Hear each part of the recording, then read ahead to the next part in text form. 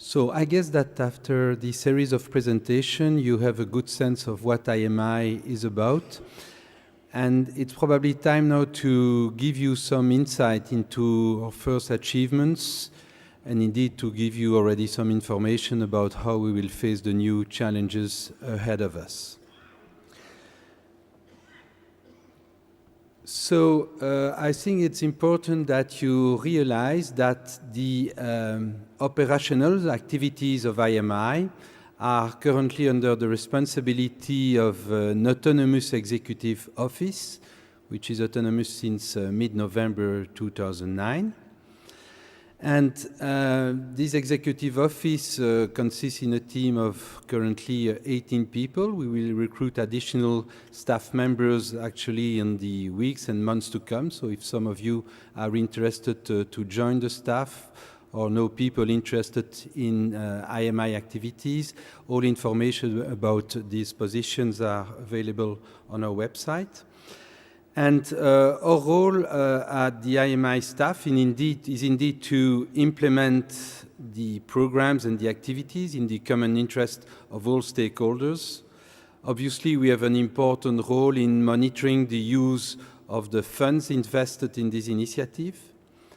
And also, it is quite clear, because of the sometimes difficult issues to be tackled regarding intellectual property, is that we can be there to help in achieving and defining fair and reasonable conditions for the exploitation and dissemination of the knowledge which is created within IMI.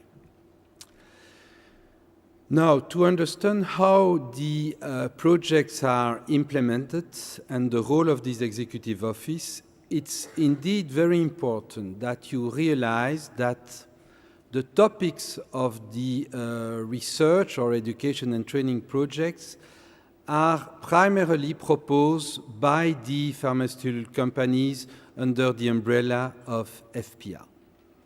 So these proposals are then discussed together with the Commission. We have the advice of the Scientific Committee of the Member States, and then we define the topics of the calls.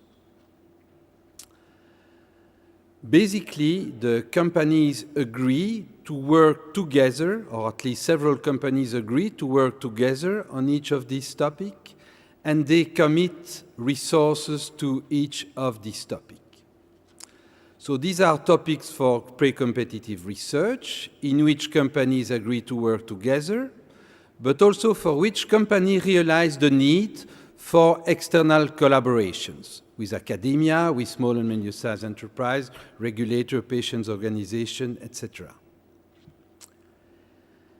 And our role at the Executive Office is indeed to organize the call for proposal in order to select the best scientists in academia, the best SMEs, regulator, patients organization, in the form of a consortium, which will prepare an expression of interest in order to meet the unmet needs defined in the call. And indeed, we select the best expression of interest, and we then invite the partners involved in this expression of interest to merge with the consortium of the FPA companies committed to the corresponding topic.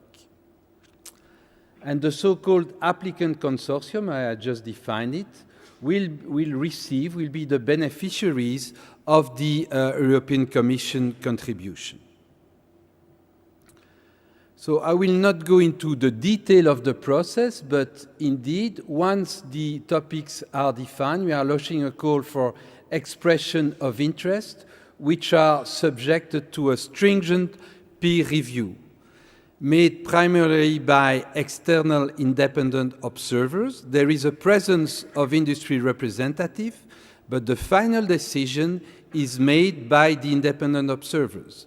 And I can tell you, it's the experience of our second call process, is that in a number of cases, the final choice of the applicant consortium doesn't correspond to the first best choice of the industry. And still, the final consortium and the final full project proposal are currently assembled by this final consortium, which indeed prepare a full project proposal, which is subject to a second peer review, and then upon final acceptance by the governing board, the process leading to the project and grant agreement are launched.